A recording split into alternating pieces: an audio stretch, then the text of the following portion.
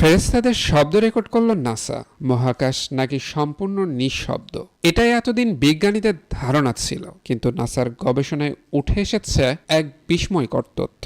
মহাশূন্য থেকে ভেসে আসা এক রহস্যময় ধ্বনি রেকর্ড করেছে নাসা, যা শুনে গবেষকরা রীতিমতো অবাক। তাদের মতে এটি যেন কোটি কোটি মানুষের একসঙ্গে কোনো মন্ত্র বা সঙ্গীত গাওয়ার মতো শোনাচ্ছে। কিন্তু প্রশ্ন হচ্ছে, এই শব্দ কি সত্যিই শুধু বৈজ্ঞানিক কম্পন, নাকি ফেরেশতাদের জিকিরের ধ্বনি? 1400 বছর আগে মহানবী হযরত মুহাম্মদ সাল্লাল্লাহু আলাইহি সাল্লাম বলেছিলেন, আগের আকাশের প্রতিটি অংশে ফেরেশতারা সিজদায় লিপ্ত এবং আল্লাহর জিকিরে তারা ব্যস্ত।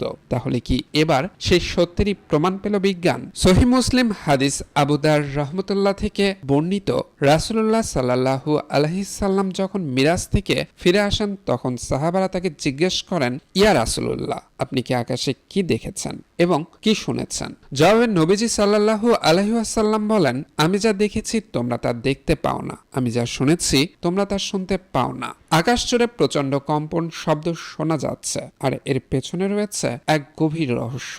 আকাশের প্রতিটি অংশে এমনকি 4 আঙুল পরিমাণ জায়গাও খালি নেই। সেখানে ফেরেশতারা সিজদায় লিপ্ত এবং তারা নিরবিচ্ছিন্নভাবে আল্লাহর জিকিরে মশগুল। রাসূল সাল্লাল্লাহু আলাইহি সাল্লাম এক হাদিসে উল্লেখ করেছেন যে আকাশে প্রচন্ড ঝাঁকুনির মতো শব্দ হচ্ছে। অতীতে ধারণা করা হতো যে আকাশ একটি সম্পূর্ণ বায়ুশূন্য পরিবেশ, যেখানে শব্দের সৃষ্টি অসম্ভব। তবে সাম্প্রতিক সময় নাসার একাধিক গবেষণায় এই ধারণা বদলে দিয়েছে। গবেষণায় দেখা গেছে, মহাকাশে বিভিন্ন প্রাকৃতিক ঘটনা ও কম্পনের ফলে বিশেষ ধরনের শব্দ সৃষ্টি হয়, যা আধুনিক প্রযুক্তির মাধ্যমেই শনাক্ত করা সম্ভব হচ্ছে।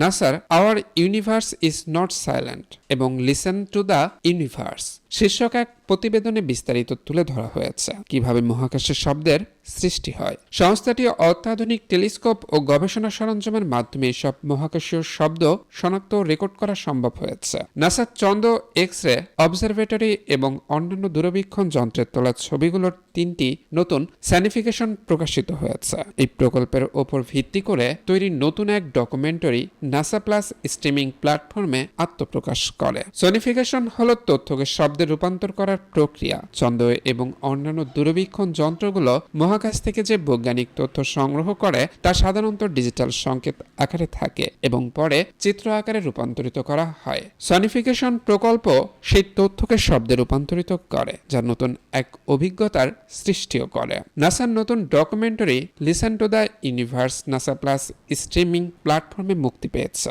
এটি দেখায় কিভাবে সনিফিকেশন তৈরি করা হয় এবং এই প্রকল্পের পেছনে গবেষক দল কিভাবে কাজ করছে। 2020 সালে শুরু হয় এই প্রকল্প। মূলত দৃষ্টি প্রতিবন্ধীদের জন্য মহাকাশের তথ্য সহজলভ্য করার লক্ষ্যে শুরু হয়েছিল।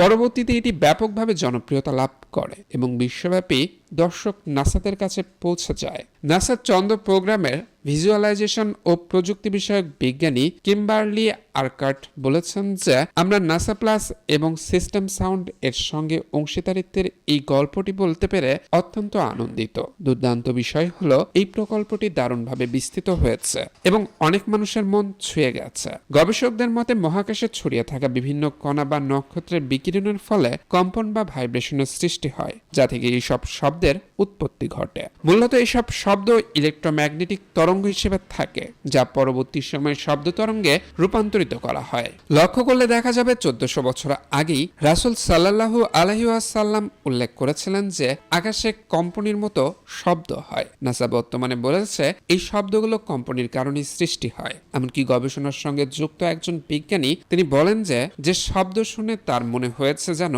একত্রে বিলিয়ন বিলিয়ন মানুষ গ্রেগরিয়ান চ্যান্ট গাইছে। গ্রেগরিয়ান চ্যান্ট হলো খ্রিস্টানদের এক ধরনের ধর্মীয় সঙ্গীত, যা একসঙ্গে গাওয়া হয়। তবে 1400 বছর আগে মহানবী সাল্লাল্লাহু আলাইহি ওয়াসাল্লাম বলেছিলেন যে আকাশে ফেরেশতারা একত্রে আল্লাহর জিকির করছেন।